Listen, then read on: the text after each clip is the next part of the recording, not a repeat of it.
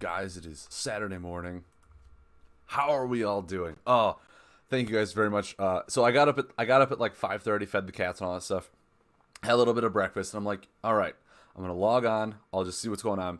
So I got on, not a whole lot of activity. I was like, all right, if people aren't up yet, it is 6 in the morning, right? I was like, I'm gonna do some kind of behind the scenes tech work that I probably should have done last night, but I was enjoying the night with my girlfriend, watching some Star Trek, having some Chinese food, just relaxing on a Friday night.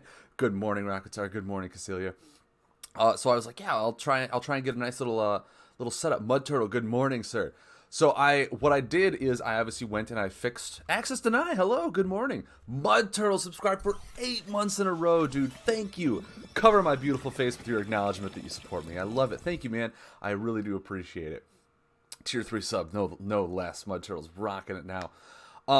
So what I did is I obviously fixed my monitor, so I have the right monitor set up. So I will once again be looking at this screen, talking to this screen. But what I did is I figured out the way to get it so there's a dual monitor setup. So if I can go in here, let me just, I need to go into the Online Light Seekers League, go into the content creators. We have a lot of games to talk about today, and I am super excited about that. Because we did cover some of them last week, Saturday. And people posted, like, as the stream ended. So we have a lot of week 2 to cover, and I'm trying to think, this is week 3, right? We're on week 3, but there are a lot of other week 2 games. And people are going to have to help me discern which one is week 2 and week 3 as we go through them. But what I did is I got it so that, see up here at the little top here? This is the bottom of my second monitor. So if I get both streams, I can show both hands on the monitor and see one board at the same time. I think the update halted some games this week also. No, that's very true. That's very true. There is some massive updates that I want to talk about, but I want to see if this actually works. So I'm just going to load up just 2 random games real quick. Loving the audio. So I'm going to pause that, and I'm going to load up another game here just to see if this works. So if I do this and this, now we have both hands. We'll just go into this. So like if it were to actually be in a game, we now have both hands displayed on the screen so that we don't have to watch like 2 games side by side of small ones. This is the kind of setup that I wanted to try and get before, which is why I was like, how do I get my second monitor working properly? So this is what I did this morning so that if I do have both games and I can get them lined up timed properly, we can actually view it full screen like this and see both hands in time. So, hey, I did it. I did something smart with technology. We're all super happy. So that is what I did this morning. Let's jump back here. Thank you. Yeah, I like it too. This is what I was talking about when I said like how Hearthstone does it. Because if you guys go watch an actually live commented Hearthstone game, they have it so you can see both hands but one board. So it's a little more clean and refined looking. Obviously, once again, this goes a lot better if we finally get spectator mode. Because then we could just spectate both games and we know the timing's synced up properly and you're fine. That's what you do. But we'll see when that comes. We'll see when that actually officially comes. Speaking of updates, look at these patch notes. Do you see these amazing patch notes? Do you also see that? Oh no, you don't, because it's it's not there. There it is.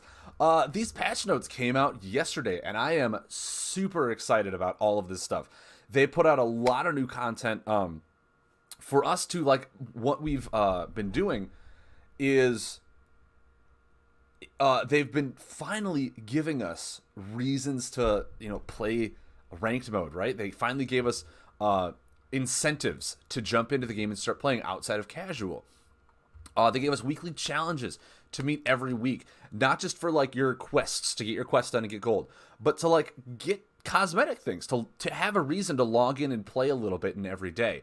So I just want to go through this real quick. Wow, that's amazing, dude. That is awesome. Sorry if I have the burpee burps. I got myself an energy drink. It's a green can, so it's basically not here. It's 0 calories. But I will be drinking that to wake myself up a little bit more. But I just want to talk about this because this is some amazing news. They have 5 milestones to meet. Now, the first 3 are just, for everyone to try and do each week. Milestone 1 is you earn a monochrome alternate hero card with equal chance to get any rarity from common to mythic. That's awesome. That's alternate hero cards that we want. Now, monochromatic, that's fine with me. That's something really cool, something really easy the art department to do. If they could eventually lead this up into like the the animated, a foil version of something, the card, monochromatic is a great place to start. It's something that's just really easy to do for free cosmetic things. People who play the game, they'll be happy with free cosmetic stuff. I mean, that's why you play games. It's for free, like, alternate looks to show that you put the work in to get something really cool. And if other people want to do it, they got to put the work in too. Milestone 2, you got a free booster pack. That's a booster pack a week for free. Once again, makes it really easy to turn this game into a free-to-play mode, as opposed to like, hey, I only get this game by completing my daily quests, all this other things. If you can get a booster pack a week, that's great. That is amazing to see. Especially, and this is kind of where the sad news comes in, especially if they are stopping with the physical play. Because the physical play was the best way to earn gold. You buy the physical cards, you scan them in, you get gold from leveling up those cards, right? That was your best way to accumulate things. If they're no longer going to have physical cards to scan and get a gold that way, we need another way to have this game somewhat be free to play, somewhat to gather resources. And getting a booster pack a week is amazing. That is a great way to do it. And then obviously the milestone 3 is the top 100 players of the week will earn 50 gems. Top 5 players of the week will earn a sweet looking mat, and then the top player of the week will earn a specific mat for him to showcase that he was the best of last week, which I think is really cool. It gives incentive to climb ladder. I'm trying to think. If I were to change it, I would have to say that the mats are a cool idea. They're a cool idea. But I would also give them like an additional monochromatic hero. So you can earn multiples per week. That way it's not something that you did really cool that week, and then you had a week off, and it's like, oh man, I didn't get to keep anything from that really good week that I once had. I get a mat to use for the next week, and then after that it's gone. And I put all this work in. I would like to have something that I literally get to keep if I did really well that week. Even if it's just another monochromatic hero. Even if it's just like, hey, I got an additional booster pack. Something that, because I did really well that week, yeah, I get something to showcase off for a week that, yeah, I did really well. I played the game. But, like, even if I, don't do well the next week, just something that I actually get to keep for the entirety of my my run of the game. Another booster pack. Another monochromatic hero. Something that gives me value for me to keep coming back for. Yes, the cosmetic mat is cool, but if I don't get to keep the mat, that means I have to keep playing. And if I take a week off, it's like, oh, well, there goes all my hard work the week before. I didn't get to showcase it. Something like that to actually give us a reward to have us keep trying for it. Because I do think a temporary reward for something that high, you need to have also like attack on permanent reward to give them, is what would be great to see. So I hope that they consider adding something else into that. Maybe it's like the top person gets like, an additional like 3 free booster packs and a monochromatic hero. The top 5 get an additional monochromatic hero and an additional booster pack. Something to be like, hey, I did the top 5, something like that. And then the top 100 gets 50 gems and an additional monochromatic hero. Just something like, because it is cosmetic. It is cosmetic. It's something to accumulate and earn towards. That would be something that would be really cool to get. Wow, chat's blowing up. I love it. Still count for physical card.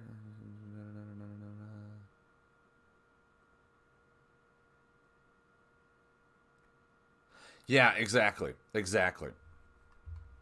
Uh, Now let's talk about probably what I consider the best thing that they did is the login calendar. Guys, did you know, for people that don't know about this, Warhammer Age of Sigmar literally has its own kind of login calendar thing. It's not as really cool looking as this. Let's just look at this beauty. Oh, it looks actually really well done. What Age of Sigmar does is every day that you log in, you get a free card.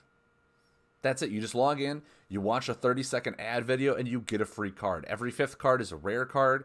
It can be a random card from any of their now 4 sets. So it's essentially a login bonus. I am really happy they finally implemented something like that into Lightseekers. Before that, the only reason to log in was to play. It was to play. Now if you log in, you actually just get a login reward. Be like, hey, thanks for coming back. Something like this. Really incentivize you to just keep opening that app up every day. Keep doing stuff like that. Also a great way to be a free-to-play player. Log in every day, accumulate resources, get yourself a free pack, get some gems, get a chest. Any of this stuff is amazing to see. That they are rewarding us more for just logging in. They're giving us free rewards just for being a player. Guys, that's great. Obviously, you can get free draft tickets, free mats, free avatars. Like, anything is just really cool. Benny said that it wasn't changing as far as, gotta pass Benny overall card level. Do it, Mud, do it. And then, obviously, ranked rewards. Now, this is what I was saying. The higher you get more monochrome cards. Awesome. That's great to see. It gives you a reason to climb ladder just for those cosmetic incentives. Achievements to rank mode. Achievement hunters out there.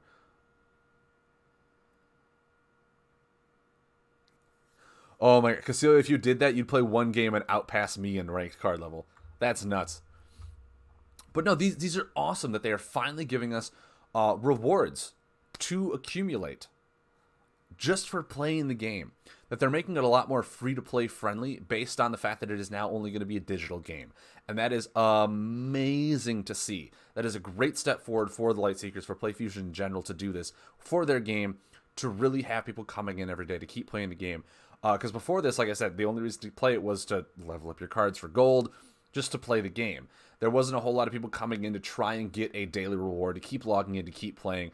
And I think this will really boost player bases, hopefully at certain times, so we're not getting those really long 5 to 10 minute queues in ranked mode.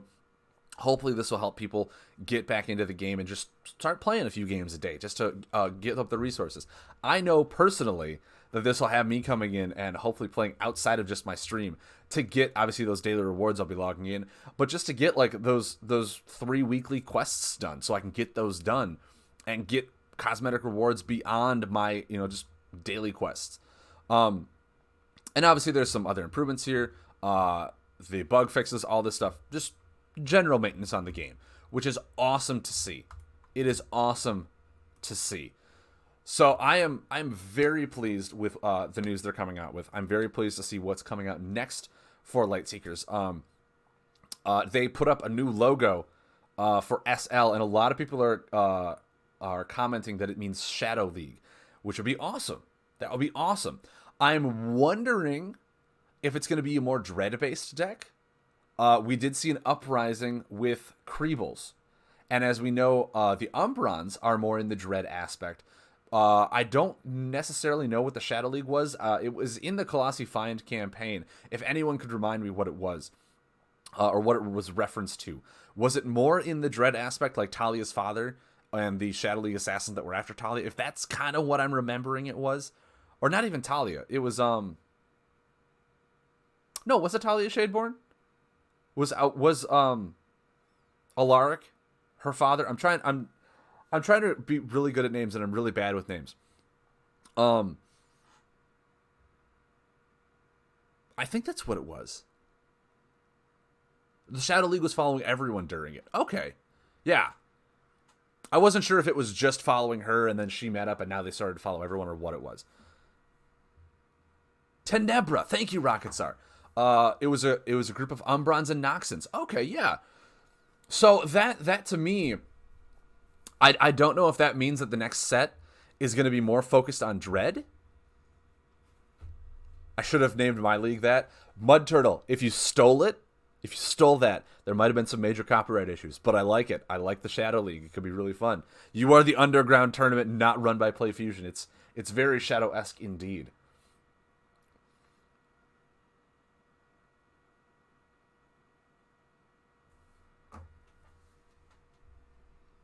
I just got a message. You know what? There are enough people here this morning. Yeah. Yeah, I think the people who woke up with me this early in the morning do get to deserve this news. The message was from Lightseeker Celia, who's in chat right now.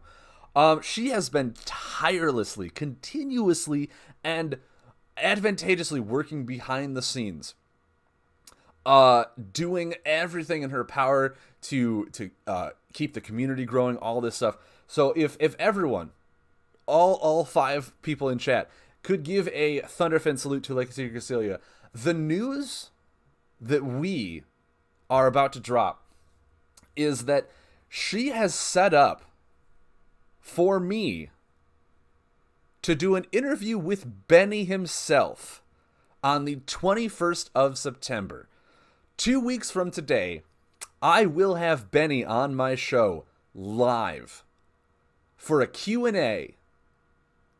I am super excited for that. I am extremely excited. Me and him have been talking back and forth about what to do. We are, Cecilia and I are going to be setting up a page on the Facebook and my Discord to get questions from you guys that you would like me to ask him. Now, obviously, there'll be a lot of repeat questions, so we're giving this 2 weeks in advance for you guys to post questions. I'll probably make a separate channel on my Discord just for questions so they don't get lost in general, don't get lost anywhere like that. And I want to make sure that the questions that you guys want asked, I will ask them. Now, obviously, I'll probably ask them in a little more refined tune if people kind of get like, hey, why is physical dead? Like, I'll probably readjust the wording on some of that.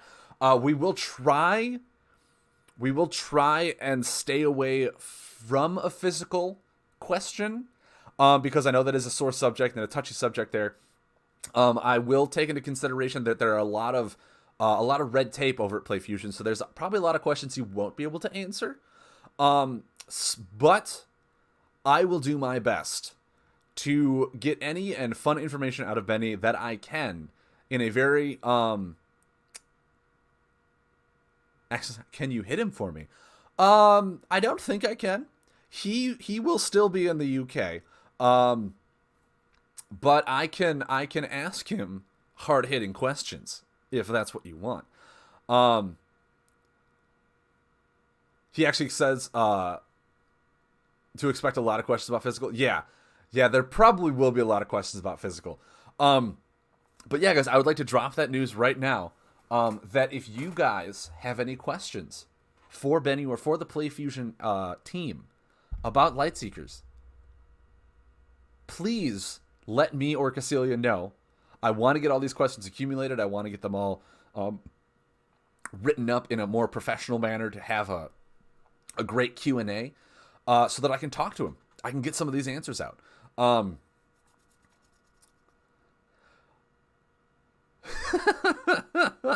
Oh, mud. But yeah, guys, that is coming up on the 21st of September. My stream from 8 to 2 that day will be set. Benny said he's good to go at 8, so we'll probably do a small intro. The Q&A might start at like 8:15, 8:30, just to make sure people are tuned in and ready for it. So we're going to just jump in right away, so like if you're late, you miss it. I don't know exactly how long the Q&A will be. It might be an hour, maybe 2 hours. Could be determined how long we actually talk. But I will work on getting something really cool set up for that as well. Yeah, Cecilia will get something posted on Facebook. So hopefully the news is more spread around. I can talk today. But yeah, on my Facebook page, not my Facebook page, on my Discord server, hopefully we can get something set up on the actual Lightseekers Discord server as well, so people who are in that can start posting questions. And then on the 21st, mark it on your calendars. I will have like 3 alarms set, and I will make sure I'm on time.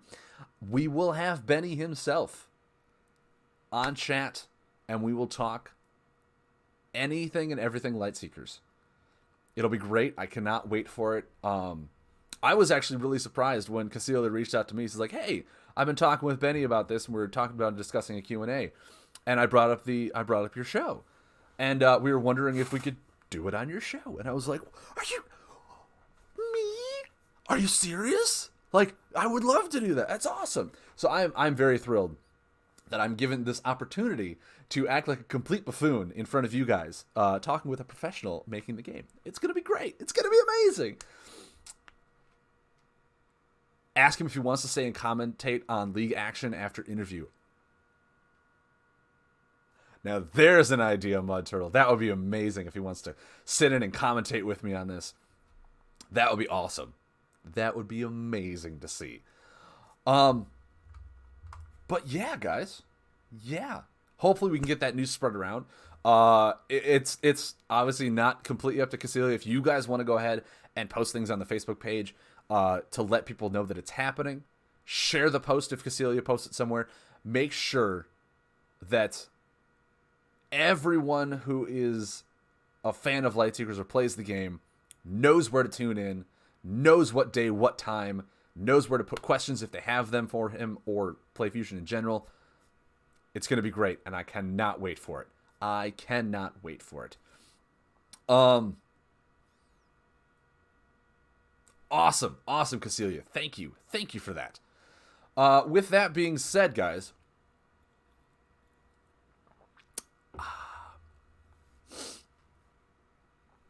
I was going to hold off on the commentating until 8 o'clock. That way everyone didn't have to wake up as early as I am. But it seems like everyone's already here, which is awesome. You guys are great. Thank you very much for tuning in this early. I was not expecting this many people to be up at 6, 7 o'clock with me. Would you guys like me to start just commentating, and then we can spend the rest of the evening playing Lightseekers? Trying to get our weekly quests done and all that fun jazz? Is that what you would like? Because I can sure do that. I got a water bottle here in case my mouth gets dry as well, along with my energy drink. I am ready to talk about this. Also, I'll put this out there as well. You're good with whatever? Awesome, Rocket's Heart. Awesome. I'll put this out here as well. And it's something that I will have to talk to Benny about. Probably on the down low. So my friends in real life and on Discord and everywhere that I've met have started getting me into D&D. And if you guys don't know what D&D is, I don't know how to help you. It's probably one of the best, largest role-playing games in the world. And I've talked about this before. And because I've been getting so enthralled with role-playing, in commentating, and running my own show, in doing crazy, awesome voices, hopefully, I don't know how good they are, but we'll see what they do. I've been looking into the rules of D&D. You loved D&D as a kid? Awesome. I've been looking into the rules of D&D, trying to get my head wrapped around everything. I've been slowly gathering resources of myself. And I have been taking notes, jotting down ideas for me to DM my own game. The thing is, and this is where I'd have to talk to Benny about, which would be awesome. The notes and plot lines that I've been doing, I have been putting in the world of Tantos. So it's Lightseekers themed. And like I said, I've been jotting down notes, looking up resources, doing all this stuff in my own free time. And obviously I'd have to talk to him to see if there's a copyright issue. Because, and this is still a far-flung dream. A small project I would like to start, maybe like at the start of the new year, is to run my own campaign on my Twitch channel with a D&D universe set in Tantos of my own design. It might be like a slight alternate reality. I might have to change the map around so it makes a little more sense. But if there is no legal issues with me literally using all of most of the story from Tantos, the names, the cards as creatures and whatnot. Yes, Wranglethar, that is exactly why I asked for the map. um, is would you guys be interested in me streaming a D&D campaign in the world of Tantos?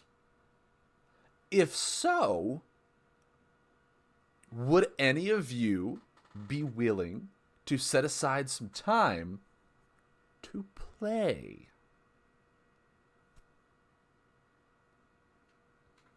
Now, obviously, this would be like all stream setup.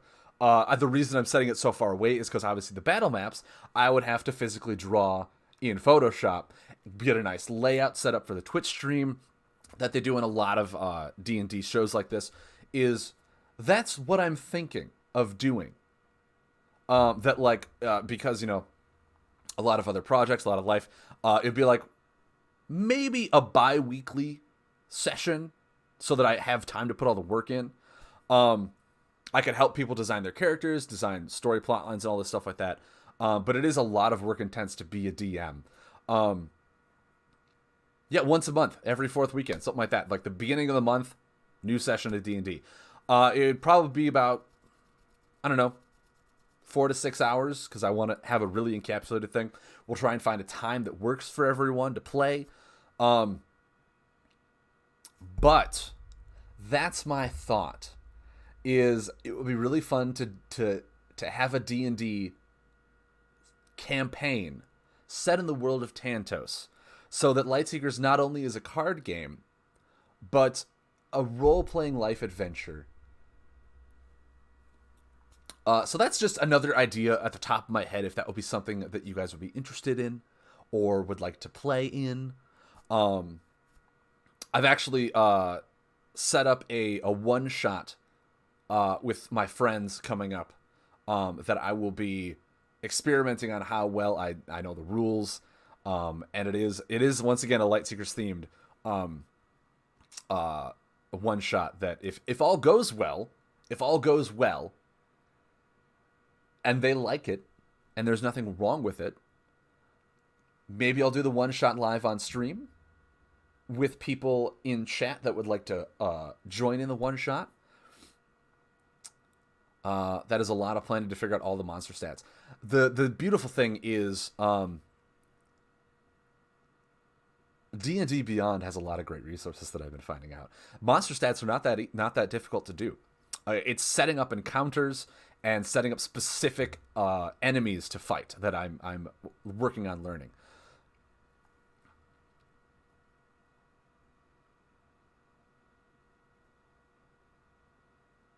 No, that's completely fine. That is completely fine. But yeah, I just thought I'd throw that out there if anyone is interested in playing. Could be something that we start up next year. Obviously, there's 3-4 months for me to work on this, get a time, get people set up, and we'll see where it goes.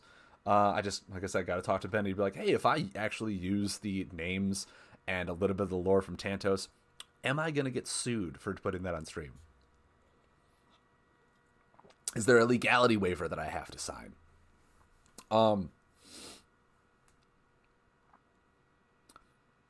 You would make your own heroes, and I can help you build your own hero. There are a lot of races in D&D that essentially I'll just keep the same. I'll just name them differently. Like the Yacona will probably be human or some other advantageous. I believe the Everett could be like a sentinel. Could be really cool. Like there's a lot of different races out there that I could just adapt, swap the names around, and be like, no, yeah, the Aurora is a giant bird. That's a Chimchu. Just use that as a Chimchu. Different clans could be part of different species. There's a whole, like I said, I've been pseudo on my free time working on trying to figure this out and trying to adapt it to why you would be that way based on the lore. Trying to redo the map. The thing is, I'm also going to have to redo the map of Tantos. Like I said, this is why it's an alternate reality. I'll keep a lot. The Rift is still going to be there. The Rift is a huge thing. But I'll have to readjust the map so that the clans aren't so isolated, and that there's a lot of intermingling with the species and what kind of story plot lines I would like to tell. So Mud Turtle wants to be an Everrock. Dude, I can help you set up an Everrock. I built a just a hero template. Very simple. I built an Everrock rogue at level 5. He's a sentinel, has leather armor and stuff like that. He is a boss. Like, that guy, he turned out really cool. I built him as kind of like a spy in infiltration, where the Everrock don't really age. That's why he's a sentinel. They don't have to eat. Made a lot of sense for him to be that. And essentially, like, after a large war with the Everrock, several years into the future, their technology is more a little advanced, and they're starting to intermingle with people. But the Everrock still, they don't age, they don't reproduce. There's a finite number of them. So they would have to find a reason for them to travel, and that's what he did. He was a former spy of the war. He's still going out to gather information of what's happening, to see if there's any threat to their Everrock culture. And so he's a rogue, and he can adapt himself and learn things with carvings, and it's really cool. I'm a mountain, no need to wear armor unless it's moss. Mud, I like your style. I like your style indeed. But yeah, guys, that's just what I thought we could do if it's something that people are interested in. Like I said, it's a lot of work, a lot of hard work in the future. But I will keep you guys posted on how I'm coming with it.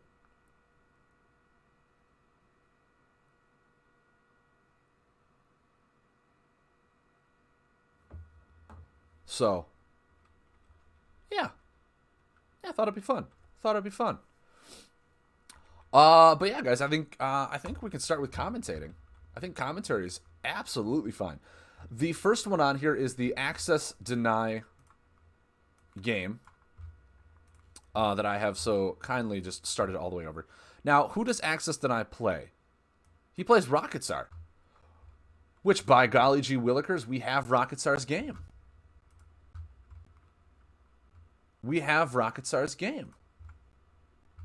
Now, they are... Let me open back up this. I'm going to have to relearn some things. I am sure I play D&D 2-type games of a D&D. Targarks may be able to show up depending on timing. Dude, Wranglethor, I would love Targarks to show up, dude. You've already built your own character with some lore behind it. It's awesome. But yeah, that's another thing. If you do play the D&D game, I will want to help you with your backstory to kind of relate to some things that may have happened in the past. Kind of give you an idea of like a general census of what your character wants to do. And then I'll help you fill in the gaps so that I can then use your character's backstory to my advantage or to help you kind of be a discernible character. H-Man the Man sounds cool. Just don't really have the time, though. That's completely fine, dude. You know what you do have the time to? Watch. And if you're a reliable viewer on the stream, that's all that matters to me, is that you're here to watch, to enjoy it. And if the show for some reason gets a lot of viewers, maybe we could ask Benny for, come on as a special guest every once in a while. That'd be pretty cool. Wranglethor, that would be awesome. That would be awesome, dude. Okay. So our first matchup is between Rocket Czar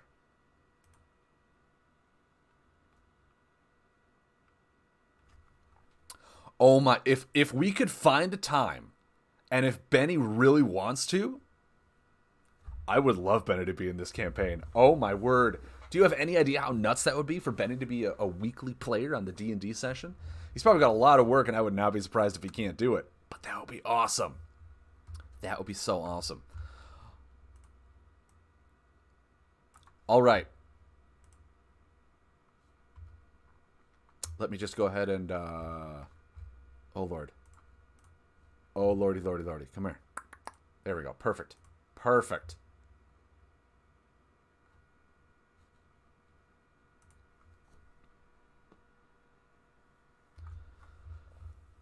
Can we get this to there? I just want to see where we are. I want to get this timed properly so we can start this. You know what I mean?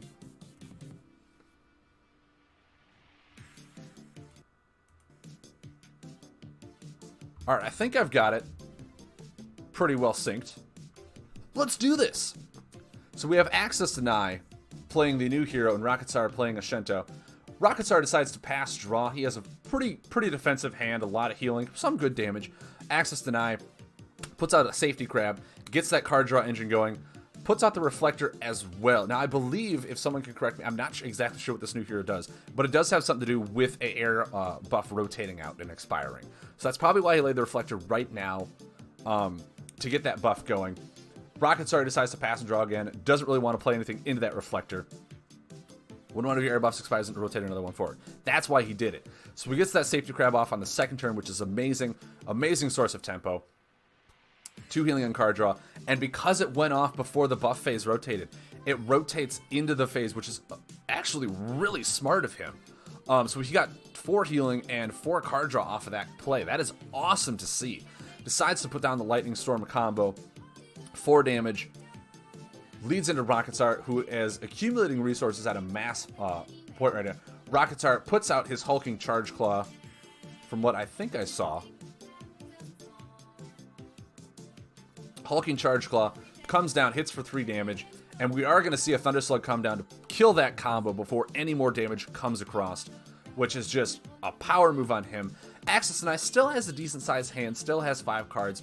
Rocketstar, like I said, trying to accumulate resources. He's got a lot of water in hand, not a whole lot of anything else to work with that Storm Strike, and he is running fire but with no weapon.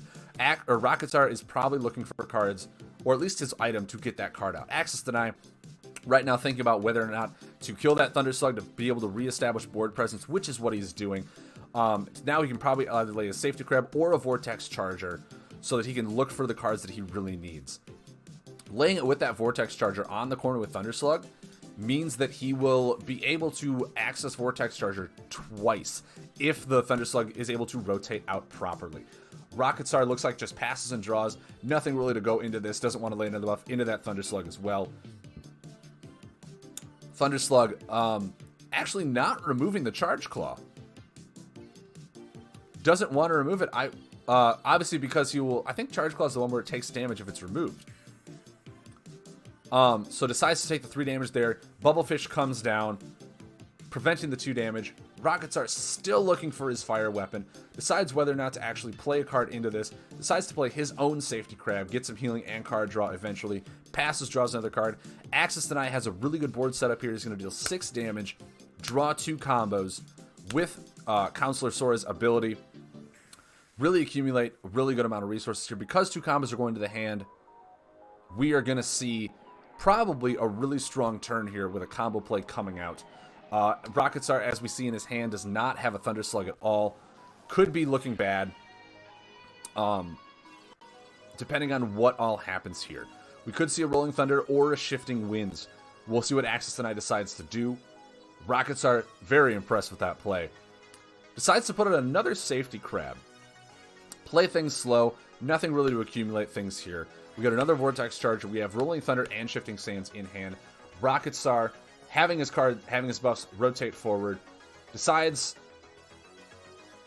to go ahead and lay a Vitalizing Frog, heal himself back up to 6. Are we going to see anything else come down? There's only one Spark Wisp to lay. Looks like we're just going to pass and draw. Still looking for that fire weapon. Access Deny with amazing board presence, amazing board setup. Puts out a Thunder Slug to kill that card draw, kill that healing. Great turns on this. We could see another Vortex Charger to get all the combos in hand that he needs. Rocketstar not really having the tempo to be able to stop this. Rocketstar has a very defensive hand. Still looking for that fire weapon. Still looking for it. Finally picks up the Blacksmith. That's going to be a really key to start his aggression coming in really strong right now. Bubblefish rotates out. We get a Safety Crab to heal for 2, draw 2 cards. Great to see that as well. We might be putting out the Mari Bard here. I would assume probably just a pass and draw. There's nothing really that he needs to be doing. He's got a really well-established board. Probably wants to search for more combos to be able to get those combo presents into play.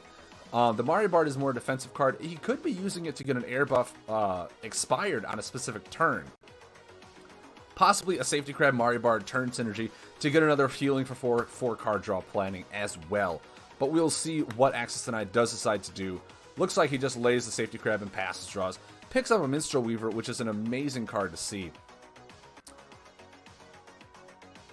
as we have Rocket Star putting down a Bubblefish, really trying to prevent any damage that we could be coming through. Gets the Blacksmith in. The Flame Claws finally come in. Now we're going to see some amazing aggro synergy with those Flame Burblers, with those Draga Scorchers. Rocket Star is finally going to be able to start hitting back hard with his aggro style deck. Lays in the Spark, was 5 damage through, down to 28. Now we're starting to see some pressure coming in from Rocket Star. Safety Crab, Thunder Slug rotates out, putting in that Vortex, dealing 6 damage, picking up the last 2 combos. Access Deny is going to have some amazing turns here with 4 of his 5 combos in hand. This deck is very well synergistic from Access Deny. I really do enjoy this. I really do like it as well. So, the Counselor Sora, I think, is a really, really interesting hero, being able to play off their air buffs as well. Decides to pass and draw. Doesn't want to lay anything into that Bubblefish, which is probably a smart play. Still has a Safety Crab out to be able to heal and draw for next turn if he needs to. Rocket Star, no defenses on the side of Access Deny. Decides to put in his own Safety Crab, really build up his resources. Weaving Minstrel is probably going to spin that Safety Crab forward 1 turn. Get his healing and card draw sooner than expected. Really up to Access Deny now to either remove that, otherwise it's going to go off. Now we have 2 turns left on Bubblefish from Access Deny here. 4 combos in hand, however. Getting 2 healing, 2 card draw. We have a massive size hand. Decides to play out the Rolling Thunder. Pay with Storm Strike. Nope. Pay with Shifting Winds. And Storm Wall. So 2 combos to pay for the Rolling Thunder. Bubblefish is still out. But we do have a massively strong Rolling Thunder combo to be played into it. This is also considered an air buff as well, if I'm not mistaken. I'm not sure if it's just action buff with Counselor Sora. Like I said, it's not a hero I have a whole lot of play with. Rocket Star, as we see, laying down another Bubblefish, knowing he's just going to get hammered hard with that Rolling Thunder the next few turns. Decides to pass and draw. Doesn't want to really do anything. He doesn't have a whole lot of resources outside of buffs. Doesn't want to risk going into a Thunder Slug. Just pass and draws. Really builds up that spike damage turn. Trying to probably look for payment for that Storm Strike as well. Rolling Thunder only comes through with 3 damage. We got a Puddle Volter out from Access Deny. I would not be surprised if Amari Bard comes down to block all this Bubblefish and everything coming out. But we are just going to pass, draw, let this rotate out, let it do its own thing. Access Deny picks up a Heroic Starfish. 26 to 23, fairly even games, large hand sizes. Access Deny decides to put out a Draga Scorcher himself and a Delivery Crab. 3 healing, draw 1 card. Ashento, because he laid a beast, gets to rotate that forward with the Draga Scorcher. Really nice synergistic plays off of Rocket Star's, or off of Ashento's ability. Picks up a Hulking Charge Claw. Really nice turns. That Rolling Thunder only going to hit in for 6, 20 to 20, even size, but Access Deny's hand is full of resources. Full of just anything and everything that he could possibly want to do. Access Deny, his play might be to lay the Mario Bar to get rid of that Bubblefish, to be able to start putting in some pressure. He probably doesn't want to wait too much longer to have that go off. It is also an air buff. Playing it with Puddle Volter is going to be amazing. It's going to be able to turn that and hit for 10 if nothing else happens. Rocket Star, once over to him. We do have nothing for defensive-wise, but Ashento, it could be the time to start being a little more aggressive. He could put in a Hulking Charge Claw and a Draga Scorcher. He could, looks like he's just going to pass. Picks up another Bubblefish to be able to defend himself against those really spike turns that we are going to be seeing from Access Deny. Spins that Puddle Volter forward once. It is now going to hit for 10 damage, which is an amazing spike turn by Access Deny. We've been seeing a lot of these really good spike card synergistic turns from a lot of these players in this league, and it's amazing to see how this deck plays out as well. So we just had a 10-point swing from 1 buff. We have to lay a water card here. We could see a Storm Strike bringing Rocket Star down to 1. That might be exactly what we're doing here.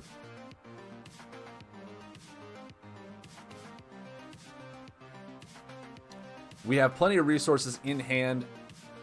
Puddle Volter restarting. Picks up a Storm Wall. He has all the resources to pay for it next turn if he needs to. Rocket Star needs to play a little more defensively. That Mari Bart is going to go away next turn. The putting a Bubblefish out right now could be defensive-wise. Could stop that big spike turn, as it will prevent 5 damage of all the resources. But Not knowing what's in Access Deni's hand could really kind of determine what he's going to do here. He may decide to play the Vitalizing Frog, heal himself back up. It all depends on how Rocket Star feels he needs to defend against these plays. Defensive walls or healing. And he needs really both of them to stay in this game. Those swing turns from Access Deny are really being held in his favor.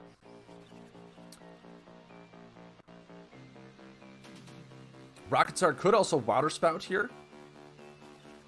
Get healing, get some card draw. Decides to go with the healing. Vitalizing Frog puts him up to 7. Knowing that Bubblefish is only going to let 4 damage come through next turn is a really good, knowing that the wall is up there as well. We could just see a pass. He could also play it a little more offensively, decide to put in a Spark Wisp or a Hulking Charge Claw, really apply some pressure. The pass comes in, picks up a Weaving Minstrel. The Bubblefish is going to put in some work right now as well. Now, Counselor Sora, we could see that spike turn. However, we could see the Puddle Volter rotate. Now we are going to get 10 damage with both Puddle Volters being on the same turn. The second Mari Bard comes down. Rocket Star does need to find a way. And actually, that's going to be game from the Weaving Minstrel coming down. Rotating that Puddle Volter as it is an elemental. That was a great game by both players. Access Denies deck, very synergistic on those air buffs. Very synergistic on rotating them forward, getting the double interaction with the buffs as it was. Great to see that deck. I'm actually very intrigued. That deck I might be want to build and test out. That seems very well put together and very methodically learned. Rockets are sticking with a Shinto. We get Green Sprout coming in from Access Deny. Round 2.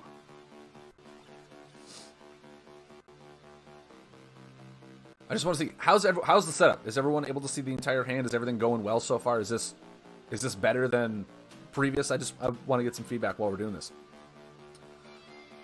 Access Deny starting with an additional card from Green Sprout has 6 cards in hand. Rocket Star's turn, really not a whole lot of offensive. Still waiting for that Flame Claws, so we decide to pass, draw, build up resources. Mantix Hatchlings comes down. For the first, we have 2 Reckless Spirits in hand. Access Deny has a lot of early game control. Doesn't really need to overextend here as nature. Decides to just lay 1 card, pass, draw. Rocket Star puts down that Hulking Charge Claw. Starts spinning that Mantix Weaver forward as much as possible. Minstrel Weevil being very aggressive this time around. Spinning that Hulking Charge Claw forward. Really just wants to get out that Mantix Weaver. Knows he doesn't want to spend the Thunder Slug on it until later. Until he has to. We're going to try and set it up with damage. Resourceful Sipid comes down. That card has been seeing a lot more play now, as we are getting a lot more nature buffs that are able to stick on the board and rotate out. Access Denied goes full ham on board, puts the Corvid out, puts the Resourceful Sipid out. We could see a Thunder Slug out, killing the Corvid first, I'm assuming? No, killing the Sipid first. Willing to take that damage through to get another thing coming through as well. But the Delivery Crab from a Shinto, I completely forgot about that play. Spins it forward, kills the whole board with 2 beasts. Once again, I don't play a Shinto that well either. Amazing play by Rocket Star. Clears the whole board while healing for 3 and picking up an additional card draw. Access Deny, now wondering, puts down the Sumpter Shaman, decides to heal. His hand is very defensive right now. Nothing really he wants to do. Picks up a Stump Drift Shaman. We could see a lot more pass plays from Access Deny as we are going into the future turns here. Rocket Star, we could see a safety crab for future card draw, or we could just see a pass draw. There's nothing really that he wants to do. Decides to put down the safety crab. Probably pass, well, not probably, definitely pass draw, as there is no other play he has. But we are starting to see them both reaccumulate resources, really get into the second phase of this game after the first initial aggro phase that we all saw. Rocket Star picks up a Flame Burrower. We do not have a fire weapon set up yet. We are probably going to see, like I said, a few more pass plays from Rocket Star in the future, which is good for Access Deny right now because his hand is very, very defensive. Uses the Bramble Spike Caretaker, knows his next 4 cards, but puts in that Mantix Hatchlings. Once again, going on that attrition style damage that we're going to see from him. Could we see a Reckless Spirit? Probably doesn't want to risk Rocket Star's Ashento spinning that forward, getting him value before anything else. Reckless Spirit does come down, destroying that safety crab.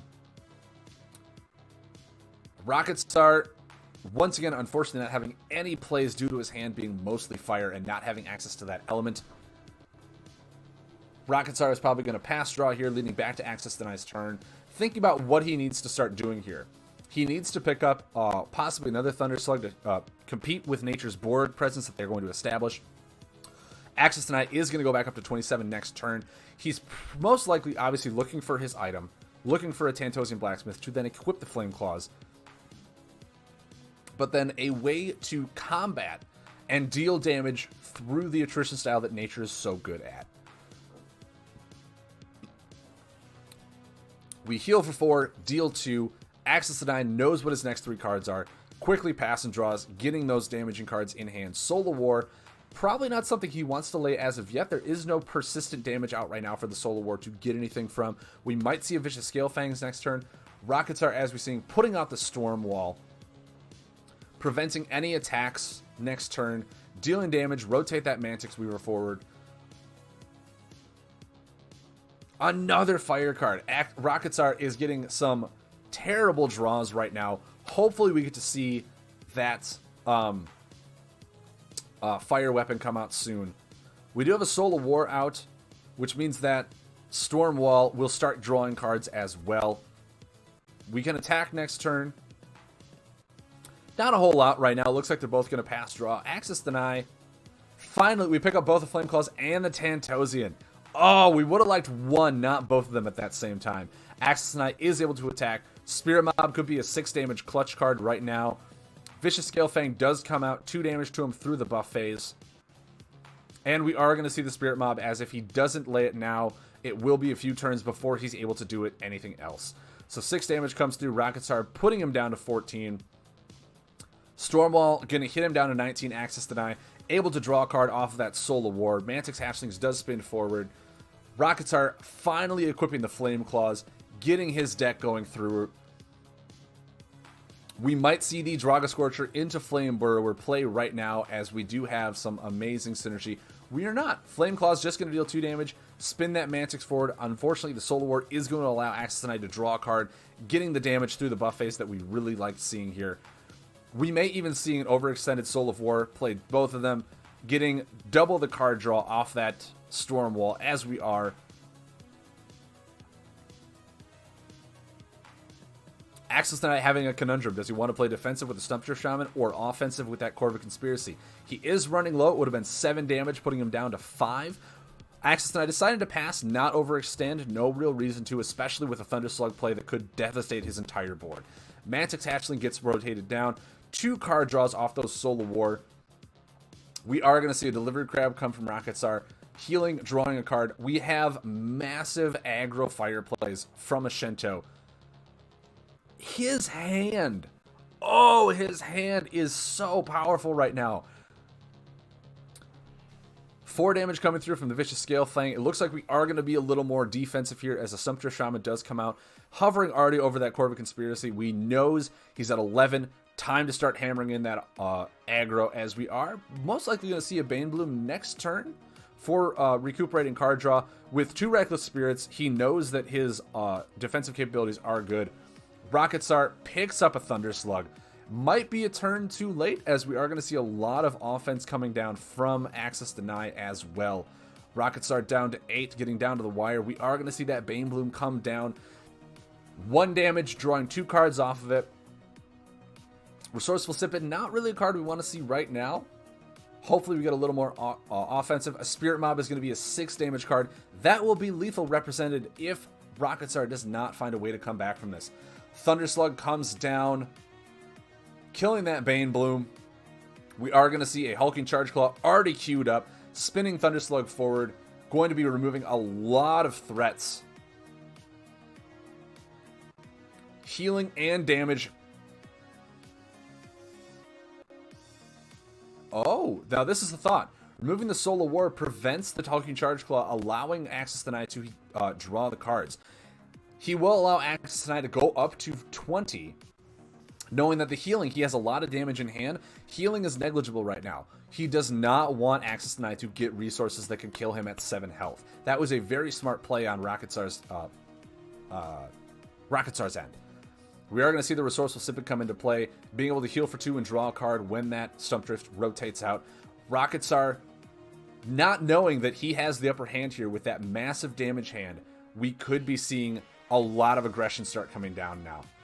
Still past drawing, picks up a Bubblefish. Great card to see, as we are going to see a lot of defense coming through. Moss Ridge Defender.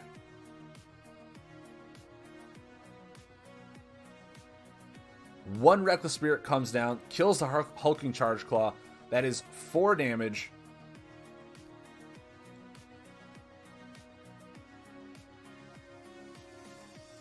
Rocketstar hanging on by a thread. Resourceful Sipid being removed from his hand. We do have Spirit Mob for 6 next turn. Bubblefish coming down, but that will unfortunately not be enough to prevent the lethal from Spirit Mob. Rocketstar passing, drawing a card. Spirit Mob coming down for 4 damage. So much aggression from Rocketstar's hand, but didn't lay any of the fire cards. Probably waiting, trying to bait out some buff removal. Didn't want to overextend on a lot of those plays. Didn't want Axis and I to come back with any spike healing, as we were seeing in the past. Great matchups by both players. Axis and I taking the 2 over Rocketstar. There were a little bit of misplays. I do agree you shouldn't use the Flame Claws. Rocketstar, in your mind, why were you holding off so much aggression when you had a lot of upper hand on your playstyle with the Flame Burrower, Draga Scorcher plays to be able to rotate them forward and bring them back to your hand to get that damage in hand? Really nice cards. Was there a reason you were holding off on all of the aggression plays as opposed to just trying to be down and dirty with the damage?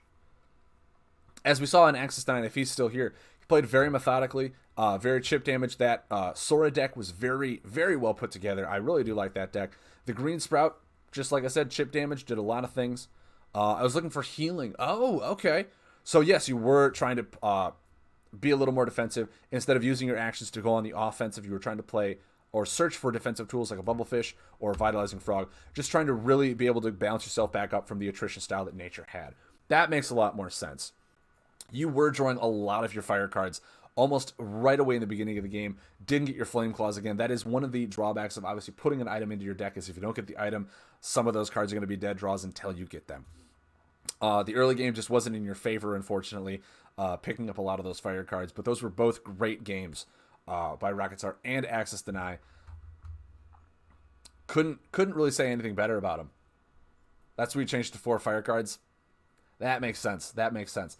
I do love the amazing synergistic plays that Ashento has with with laying 2 beast cards in a turn, being able to control with Thunder Slug, being able to get that Flame Burrower where Draga Scorcher turns in. Amazing synergistic cards. I would love to see that deck a little more fine-tuned.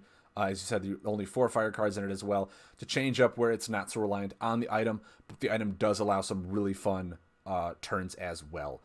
Great games by both players. Great decks by both players. Good luck in week 3 if you have not already played your games.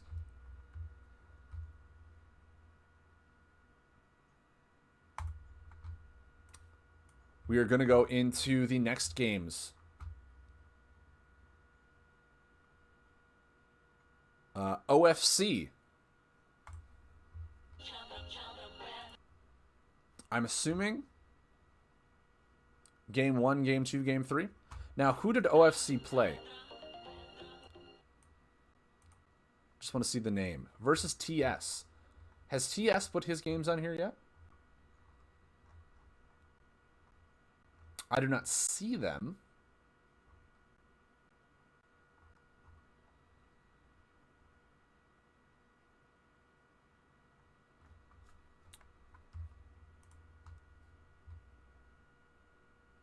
Does anyone know if TS has put his games up yet or not? Because I know he did last time in a pretty timely fashion.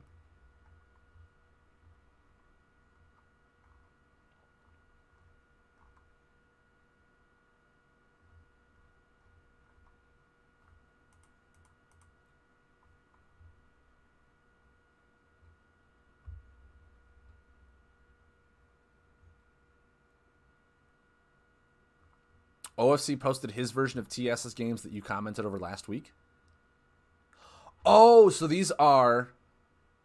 Oh, I see. Yes, I commented on TS's side. These are his games from the other perspective. Okay, so we've actually already seen these games. Yes, we have seen these games. Okay. Okay. Thank you, Rocketstar. Thank you for that. So then it looks like...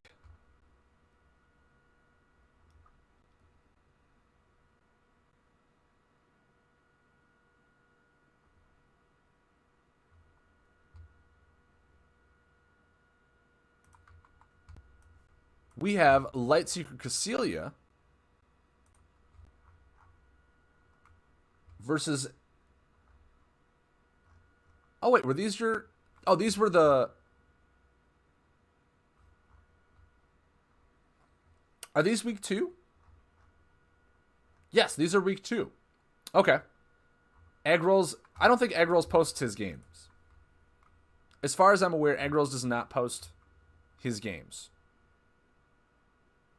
Is that correct? Egg Rolls hasn't so far. Okay. Then we can just go ahead and do this. And we can comment on Lightseeker Cassilia's games for week 2. Shall we begin?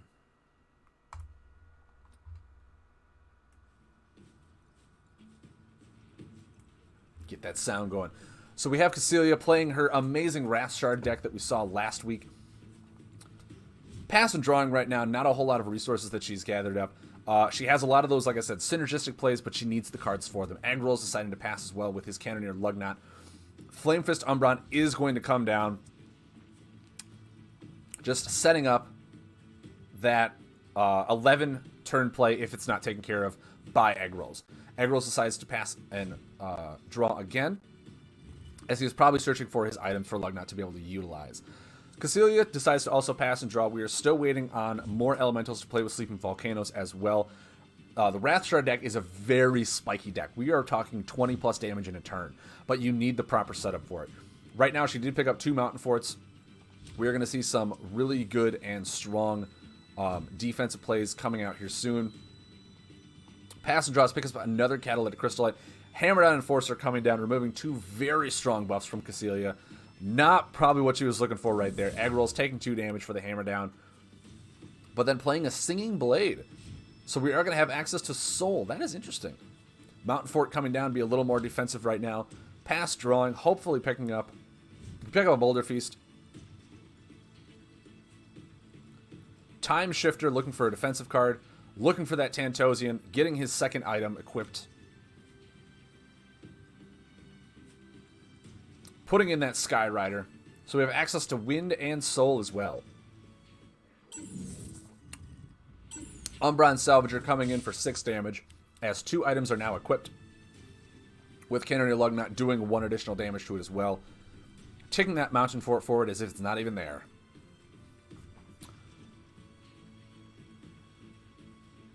We might see another Mountain Fort. We are going to see a pass from Cassilia, another Boulder Feast, and a Prism Cannon. She has a lot of damage being set up from her buffs, with the Catalytic Crystallite being able to spin those forward. Chronomoth taking out that Mountain Fort with an Umbron Salvager, hitting for essentially 7 damage with Lugnat. Very aggressive now that both items are online. Going to see a crushing blow from Cassilia. It is time to hit back with a hammer of her own. 2 Salvagers have already been played for full value on their 6 damage apiece. Decides to kill the Sky Rider.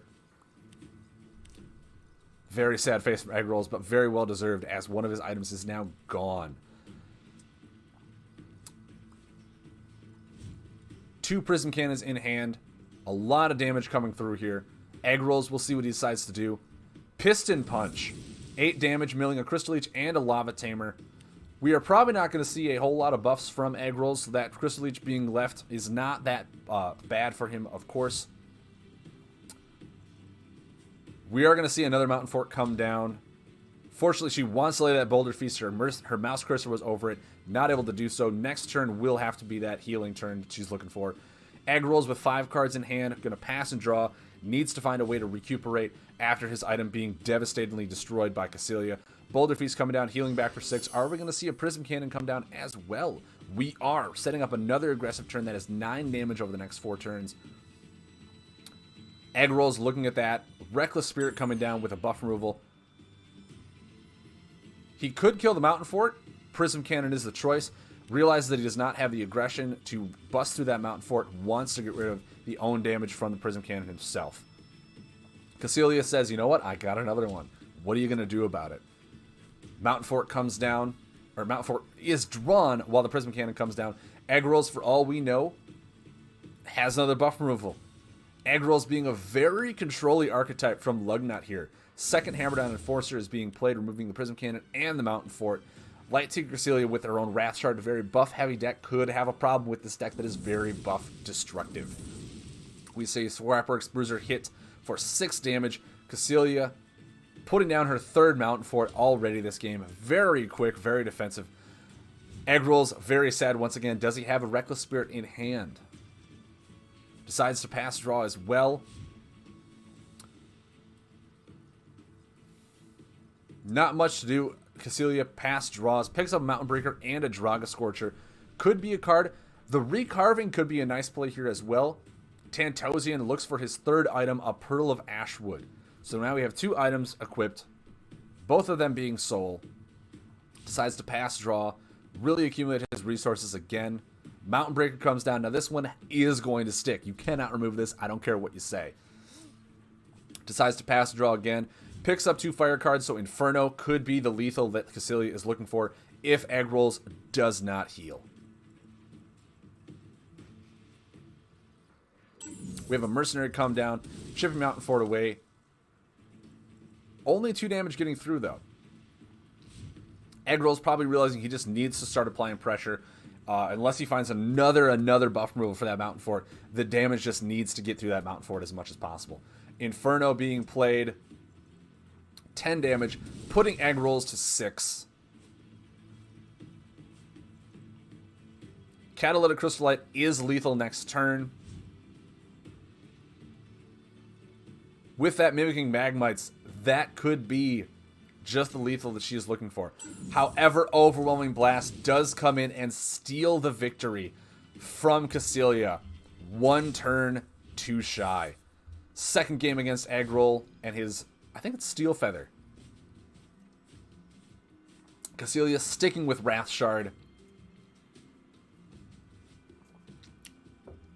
Starting off with the Draga Scorcher. Her hand is very offensive, but nothing synergistic as we were seeing. Going to lay the Scorcher down for 6 damage next turn, and then pass draw. Lush Toxic Spore being drawn right now picks up a Pathfinder. Not what Cassilia wanted to see, as buff removal is her bane right now. Passes draws, just gets card in his hand, really needs to accumulate resources. Prism Cannon coming down, knows that Pathfinder's in hand, but still has to play her game the way she plays it. Picking up a Mountain Fort, really nice defensive card, as the Astral Aggro is most likely going to start ensuing right now.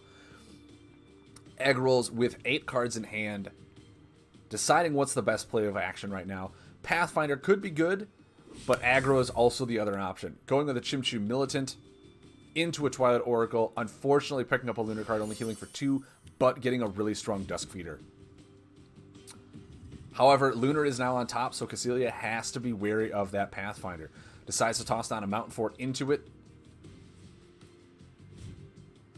Picks up the Lava Tamer. We could see a Pathfinder come down right now, removing both of those. Exactly what we're going to be seeing. Egg Rolls at 6 cards in hand. Still a pretty good hand size for Astral, as their aggression also allows them to draw cards while they're dishing out the damage. We see a pass draw from Egg Rolls. Not enough sufficient resources in hand. Sleeping Volcano comes down with a pass draw. We have a Prism Cannon. We are looking for that Catalytic Crystallite. We're looking for that Catalytic Crystallite to really get those spike turns. Egg Rolls just goes for the damage. Chimchu Militant coming down. Are we going to see a back-to-back turns, or are we going to see a pass draw? Pass draw does come from egg rolls. Just keeping the consistent damage. Doesn't need to overextend. Really wants to make sure his resources are kept in hand. Putting down a Prism Cannon. Picking up a Crystal Leech.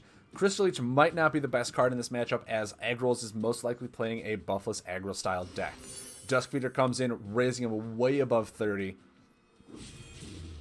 Chimchu Infiltrator comes in. We might be seeing the Pathfinder come back. Yes, we are. Cecilia having a really tough time this week, as going against people who are very buff heavy control with her Wrathshard deck in hand. We're most likely going to see a pass draw, picking up a Mountain Fort and a Flame Bat. Great cards, great aggro style to see here.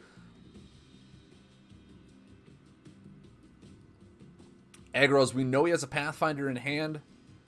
Umbron Barkeep, heals for 2, draws 2 cards all the way up to 35. We could just see a pass draw here. There is nothing alignment on the top of his discard pile, which really slows down how Astral plays, but we do see a Tantosian putting that turret into play. That's a very good sign of heavy aggro, as now he has Superior to Explosive, which is a lot of the heavy hitting damage. We are going to pass draw on his last action. Just really build up a nice large hand. Doesn't need to remove any buffs as of right now, as nothing is going to be attacking him yet. Flame Bat comes down for 5 damage. Cecilia just trying to chip damage as much as she can right now. We have a Prism Cannon getting hit for 8 on the next turn. But Egg Rolls with that turret equipped might just take the 8 damage and start getting closer to being below 15 to have that turret come online.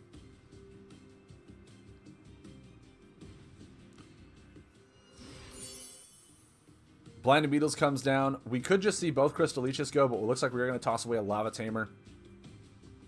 Just in case it was a buff bait. Cecilia playing it smart, keeping 1 Crystal Leech in hand. Wandering Starformer, being able to draw a card off of that Solar, dealing the 4 damage. Lightseer Cecilia, realizing that she might be in a little bit of trouble here. 9 damage coming through from that Wrathshard ability. Mountain Fort coming down, playing a little bit defensive. She knows there's a Pathfinder in hand. Hopefully he uses this turn as a more defensive play to remove the board than pushing for lethal. She draws a Boulder Fist. Being able to heal up next turn would be a great defensive play for her as well against Astral.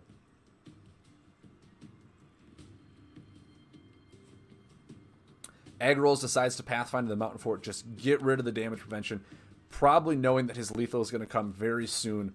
Pass and draws.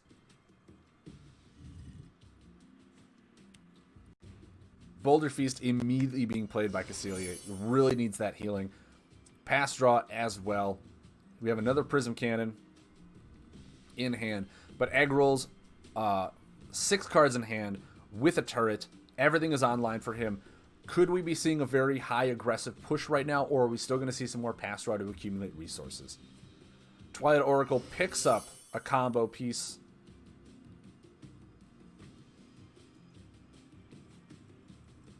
Infiltrator going to probably pick up, I would assume, a damaging card, but we could see another Pathfinder come back, knowing that Wrathshard is a very buff-heavy deck.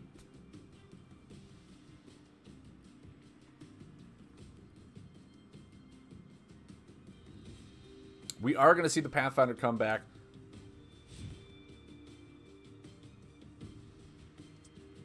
Cecilia, seeing this, decides to pass.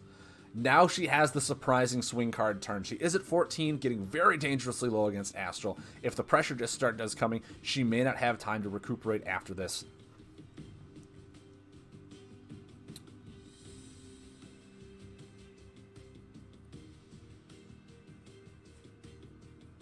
Featherstorm coming down, 7 damage, 5 healing. Cecilia is at 7.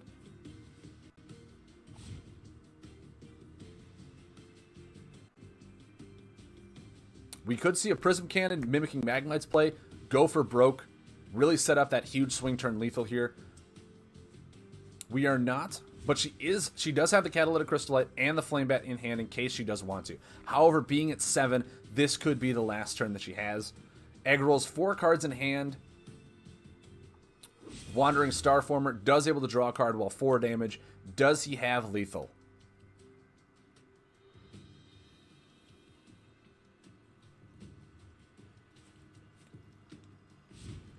The lethal was not there. Passes and draws. Cecilia now at 3.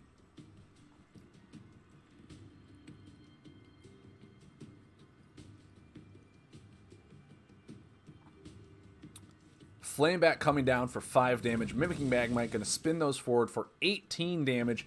Putting Egg Rolls.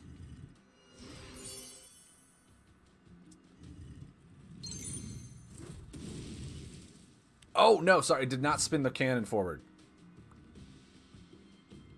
She is now at 6. Egg Rolls might have picked up. Sunstrike being played for 7 damage. Very close turns there.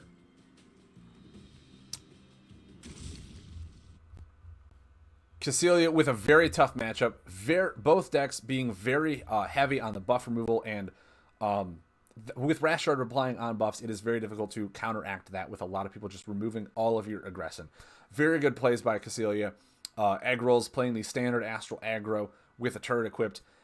Prior to that, playing a Cannoneer Lugnut, a tech aggro with items equipped. So very standard, very standard decks for the meta right now. Buffless aggro being very prominent. Wrathshard being a very fun deck, very surprising at times. Very difficult to pilot. Cecilia doing a great job in those matchups. Wasn't on the right corner to do anything. That's true. That's very true. But great games nonetheless. Amazing to see what some of these people are building and some people are coming out with. So that is awesome to see. Now we have Fatal Zeph's games. Now I don't think the person that he played posted their games yet.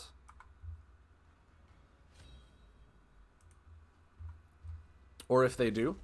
Lurker. Oh. Did Lurker post his games?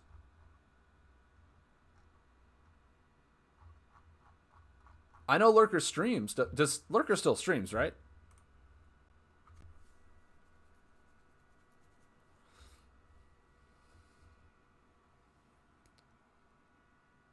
Okay. But does Lurker still streams, right? Or did he stop streaming as well?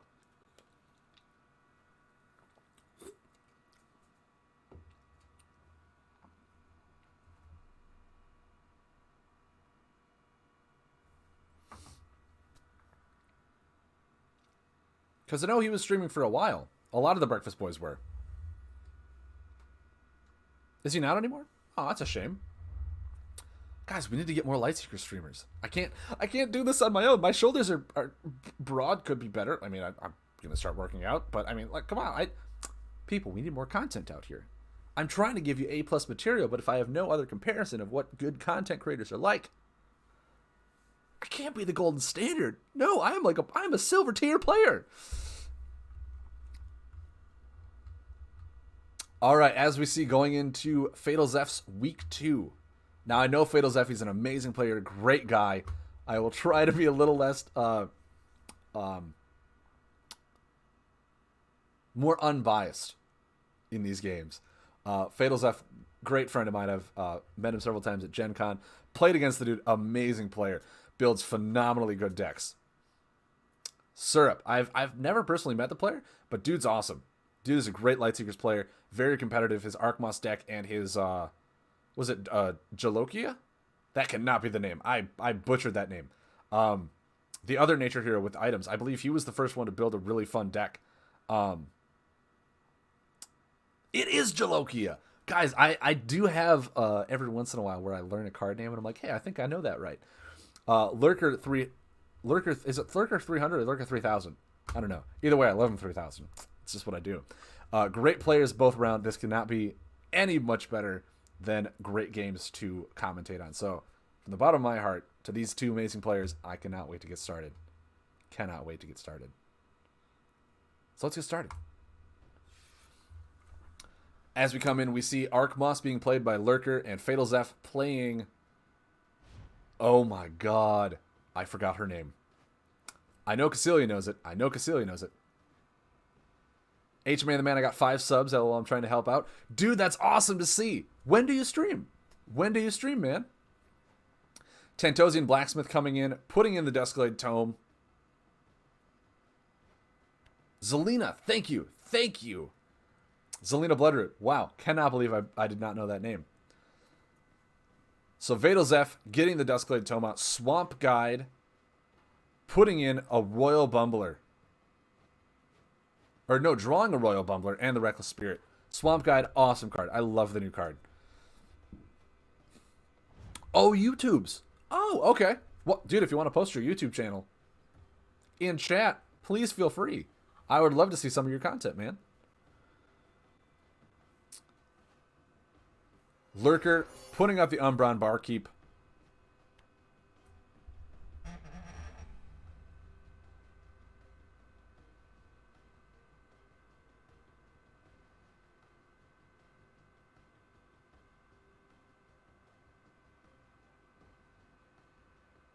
Now, Lurker playing Arkmoss is most likely a very buff-heavy deck, and with Fatal Zeph running Zelina Bloodroot, only having access to Reckless Spirits, probably running a Shadow Puppet in the deck as he has access to Shadow as well, could be a difficult matchup for Arkmoss to compete with. As we're seeing the Royal Bumbler, I am a fan of this card, and I cannot wait to see what Fatal Zeph has done with it. Lurker, no buffs on board yet. However, Zelina Bloodroot's ability, not really that deck-focused. Not sure how well Arkmoss is going to be at combating this style of deck, but a Treetop Tribunal coming down right away. Paid for with 2 combos. Great starting hand, knowing that 16 damage. However, that Duskblade Tome is going to keep that Treetop Tribunal stationary as long as he uses it every turn. We'll see what Fatal Zeph decides to do here. He could Duskblade Tome, or he could just pass draw here. Looks like we are going to see the Tome come forward, spinning that Bumbler, picking up a Necro Drudling, and a pass draw. Getting that Bane Bloom in hand is an amazing card. He has the access to pay for it.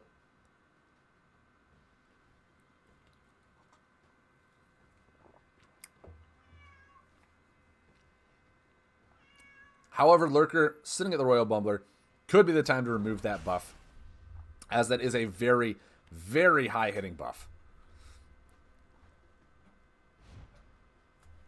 H-Man the Man, if anyone would like to go to your YouTube channel and subscribe, please do.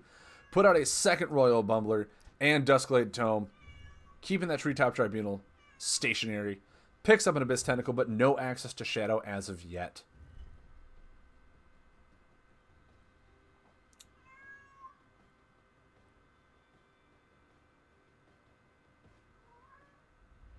Battleborn Oppressor gonna toss that Tome aside, back into the discard pile.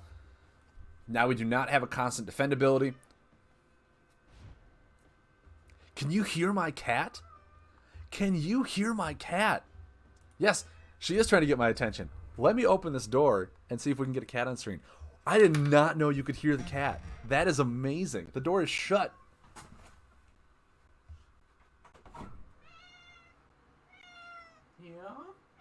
I fed you this morning.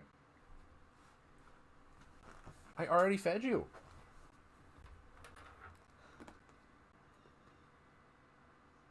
Want to come here and cuddle with Daddy?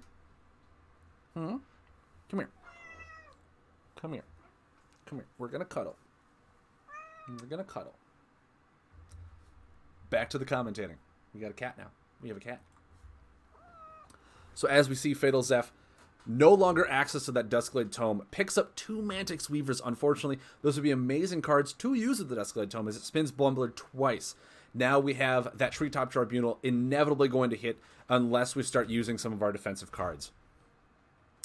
We have an Empowering Sanctum and a Mantix Hatchlings come down.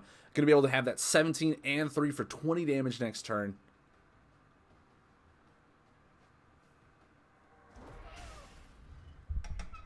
H-Man the Man. Yeah, it might be you. It says my mic is still running. We do have the Reckless Spirit coming down to kill that Mantix Hatchlings. Mantix Weaver going to spin that Bumbler forward and as a defensibility to keep that Treetop Tribunal from hitting in the face. Lurker going very heavy on the board right now, keeping Arkmoss's ability up. Shrine of Death going to be able to heal for 8 off that Bumbler. Great play by Fatal Zeph. Keep a defensive ability on. Make sure that that Bumbler is able to hit for 8 next turn. However, Arkmoss's deck finally going forward. Fatal Zeph not having a buff removal in hand. A lot of shadow cards, not a Shade Ripper. My face is being blown out by my window. Wow, it's starting to be sunrise, guys. Picks up a Reckless Spirit. That Treetop Tribunal is going to hit for 17 damage now.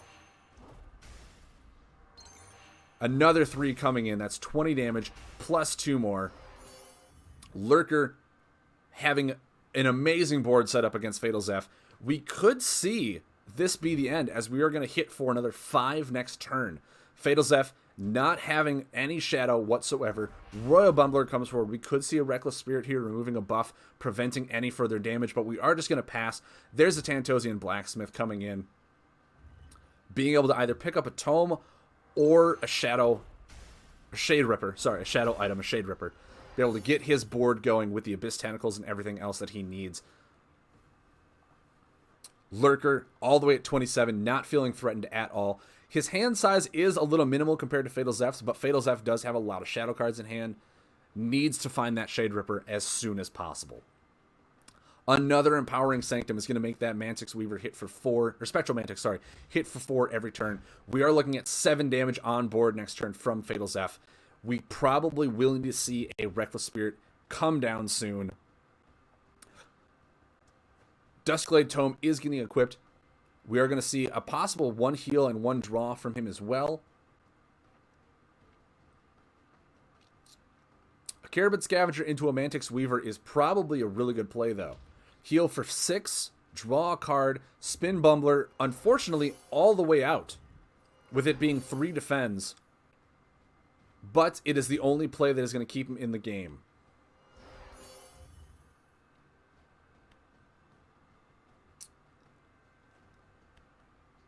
Picks up a Spirit Barrage. Fatal Zeph now at 12.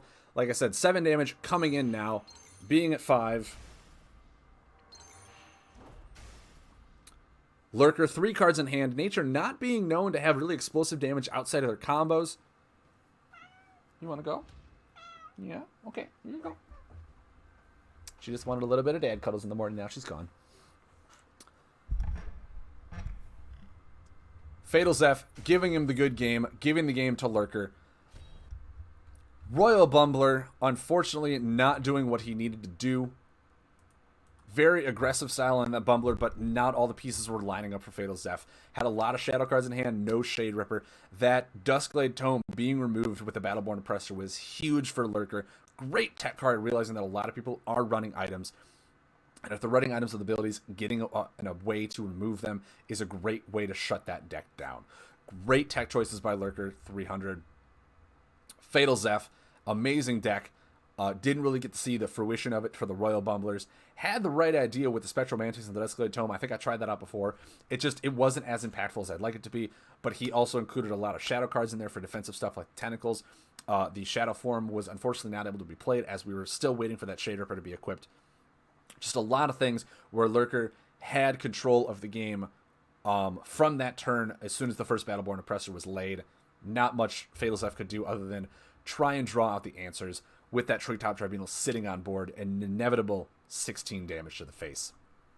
Great game to see there as we go on to game 2 of Fatal Zeph. I'm going to shut my blinds on my window, so hopefully my face does not get completely blown out.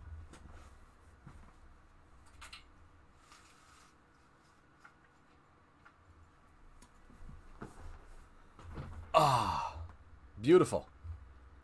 Beautiful, beautiful.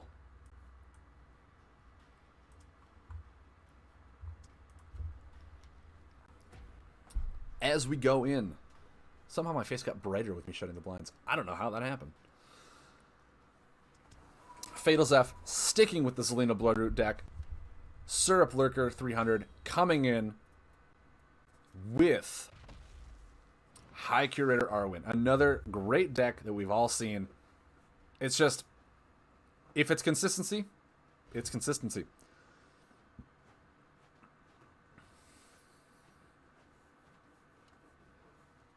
You know I am.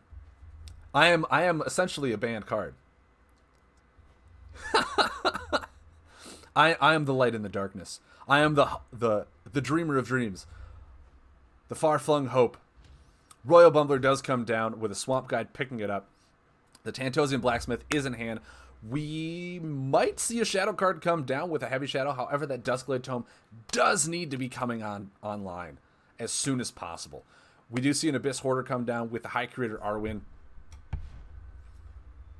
Being able to draw 2 cards off that ability as well.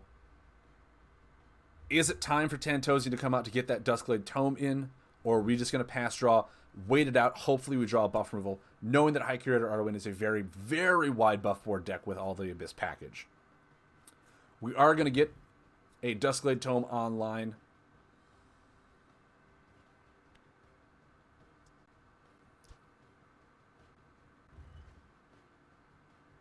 Picks up a Mossfoot Tribe Rider. I am a fan of that card. Nature has such a fun package to play with. It's just they feel like where the game should be, and every other alignment needs to be reworked and refined. But I love Nature as a package at whole. Let me just pause this real quick as we have INR 31. Jacob, is that you? If I'm not mistaken, I think this is Jacob from Play Fusion. This is from the Online Lightseekers League that Mud Turtle himself has hosted. The Discord channel is right there. I use that card in Sage Leaf now. Awesome, dude. That sounds awesome. Yeah, Abyss Hoarder. If you're using abilities for card draw, it's awesome. The Abyss package is just really strong right now. Jacob, formerly from Play Fusion. Been a while. Oh, okay. Okay. But yes, this is Jacob. Jacob, welcome to the show. Welcome to the commentary of the Online Lightseekers League every Saturday morning, presented to you by Razor Greshu himself. No selfish plugs there. You're already here. Why plug myself when you're already here? But yes, welcome, Jacob. Welcome. If you're interested in joining the Discord channel, I believe Mud Turtle has sent the link. If you are interested in playing, please talk to Mud Turtle. You might be able to join in for Season 2. As we are only in week 3 of the first season, and I think season 2 will start next year as we are on a 16-week basis. Kind of like a fantasy football league. It's really awesome, really fun to see. There are some rules to make the decks a little more advantageous. No Crystal Core, no Cage of Oppression, and no Stall. That's it. And we've been seeing a wide variety of decks come out of just those 3 limitations, and it's been amazing to see what people come up with when they are confined to a outside of the meta base play style. But yes, everyone, welcome Jacob to the channel. Thank you very much for tuning in, man. Good to see you here. Now, back to the action. Maybe, if I hit the right button. Oh, it's loading. Okay, I was like, it didn't go. As we see Syrup Lurker put down an Abyss Tentacle, using the High Curator Arwen to draw 2 cards off that action as well. We might see another buff come down here as well. We might just see a pass draw. Lurker does not need to be that aggressive right now. Puts on a Wall of Bones, knowing that Bumbler could hit for 8 damage anytime now. Duskblade Tomes drawing a card, spinning the Bumbler forward, picking up a lot of Shadow cards, not a whole lot of Shade Rippers in hand or on board, unfortunately. Fatal Zeph really starting to try and dig through his deck. Almost his entire hand is reliant on one item. If Lurker has once again teched in a Battleborn Oppressor, this could be the same fate that Fatal Zeph saw before. Another Tentacle coming down. Lurker getting 2 card draws, dealing 4 damage off of his board state. High Curator Arwen, a very strong, very powerful deck, really being able to utilize that Abyss package as we are seeing. Wall of Bones being a great 3 damage prevention. Just a really good board state all around, not losing any tempo off that double card draw per action. No cards in the discard pile yet. No need for a Necro Jiddling or an Abyss Hoarder or anything, or not Abyss Hoarder, Abyss Shade. No, not Abyss Shade. Abyss Tunneler. No need for an Abyss Tunneler right now. Lurker deciding if he needs to do anything, decides to put down a Spectral Widow. Just keep that constant pressure that Dread has all online. Fatal Zeph decides to pass draw, really looking for something to do here. He has a Shrine of Death, but if he uses it, his Bumbler will rotate out, so he can't even use it to heal right now. Bane Bloom, no animal cards in hand, nothing to do. We are in a devastating hand size for Fatal Zeph. No Shadow to be able to access 90% of his hand. No cards to really utilize for what he wants to do. We've seen Abyss Shade come down, being able to draw a card off of that. We might see, yep, High Curator Arwen, once again, abilities triggering.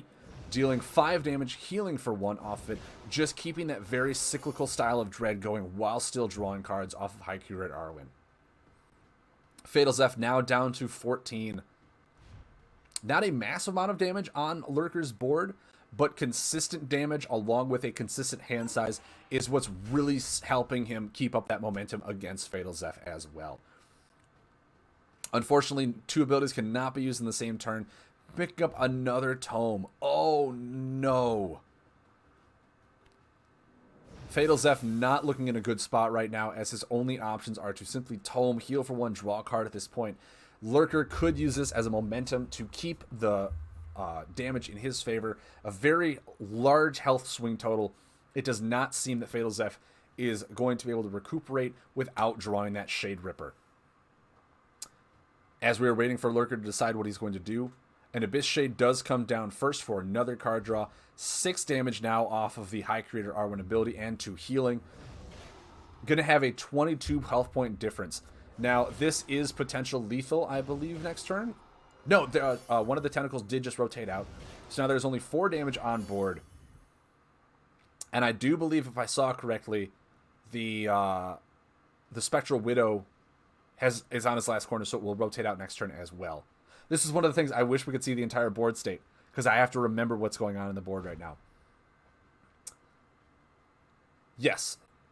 So there is only 4 damage potential on board from the ability. Fatal Zeph going up to 7, healing for 1, drawing a card. Picks up a Reckless Spirit.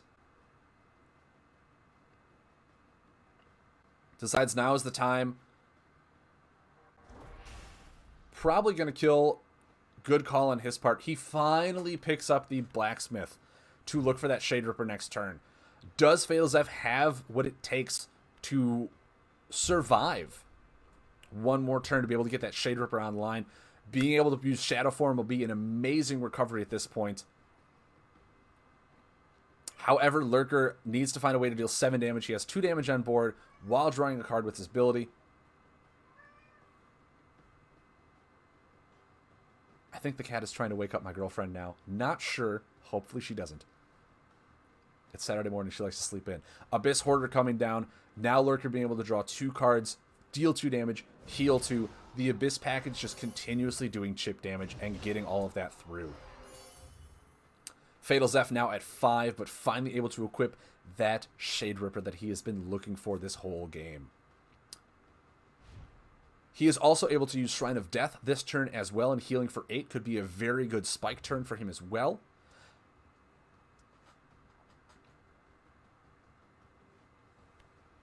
Which is exactly what we're going to be seeing. Healing for 8, getting that Bumbler online if he decides to activate the ability, which it is exactly what he is going to be doing.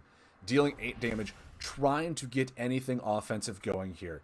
Next turn, we are possibly going to see a combo play, either Shadow Form or Devour Soul. Shadow Form does not prevent any damage, as all the damage is coming through from buffs, but the healing will become extremely potent as this goes into the later games. Now, we have not seen any buff removal from Lurker yet. The better play might be to Devour Soul the Abyss Hoarder to get that spike healing, as the Shadow Puppet could remove the Shadow Form, removing a lot of healing come through. We are going to see the Devour Soul come down, as I thought. Spectral Widow being the buff removed, picking up another Royal Bumbler. Great to see. We now have access to Banebloom as we picked up the Royal Bumbler and another Mossfoot Tribe Rider. 3 tentacles in hand. The game is finally swinging back into Fatal Zeph's hands as he is now back up to 17 from 4. An Abyss Shade comes down for a card draw. Assassin's Guild, we might be seeing an ability here. Draw 2 cards, deal 2 damage, heal for 2. Really just keeping that pressure on from the High Creator Arwen deck itself.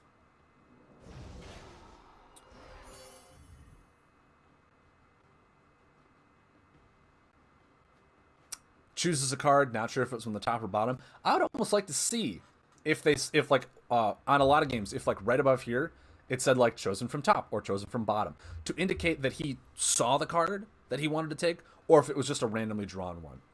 I think that would be a nice little a nice little added bonus to the UI if they were able to add something like that to give the person across the board like, oh, okay, he wanted the card that he drew. Puts down the Shambler to get some more just heavy aggression on the board. We're going to see a Duskblade Tome come in, heal for 1, draw a card. Picks up that Shadow Form. Unfortunately, not able to lay it as he does not have access to a death card in hand. A pass draw, finally picking up that Mantix Weaver. Now, the Mantix Weaver is a very, very powerful card in this matchup as well. Not necessarily the matchup, but just for the deck in general, because it will allow any defend abilities to be triggered, which comes from the Duskblade Tome and those Mossfoot Tribe Riders. High Critter Arwen, drawing a card, dealing the damage, Wall of Bones coming out. What we could be seeing is a Duskblade Tome trigger almost indefinitely. We need the healing. We need to sustain against that Abyss package. We don't want to use the Mantix Weaver. It would rotate out the Bumbler. Fatal Zeph wondering if he should put in a Tentacle right now. Decides to go for a Necro Dreadling. Get some cards back. Getting a Reckless Spirit, a Swamp Guide, and a Shrine of Death all back into his deck.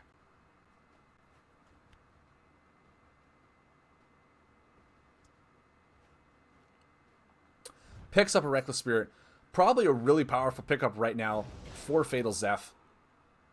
Shambler comes in, hits for 3, down to 11. That Wall of Bones really preventing a lot of the spike damage that Fatal Zeph wants to be doing right now.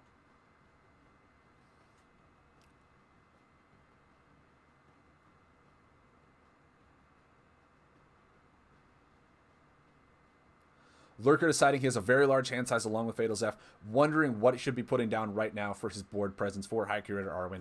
Looking, we might be seeing a Tentacle come down. We could be seeing the Last Shade come down. We could be seeing a Tunneler come down to reaccumulate a lot of those Hoarders that are in the discard pile right now as well. There are a lot of options for Lurker to put down. Unfortunately, I don't know his hand, so it's hard to spectate or speculate of what's going to happen. But with a large hand size, there are a lot of options that he could have. He also could be wondering if now is the time to just Shadow Puppet that Bumbler away. He has not done a buff removal yet. However, that Bumbler with the Wall of Bones out does not seem that potent, as there is a 15 points health difference right now. Lurker does not feel that threatened by the board, decides to lay down a Spectral Widow, just keep that chip damage coming in, keep the pressure on Fatal Zeph to play defensively without letting him recuperate and come back in an offensive manner. Reckless Spirit comes down, killing that Spectral Widow, preventing any damage.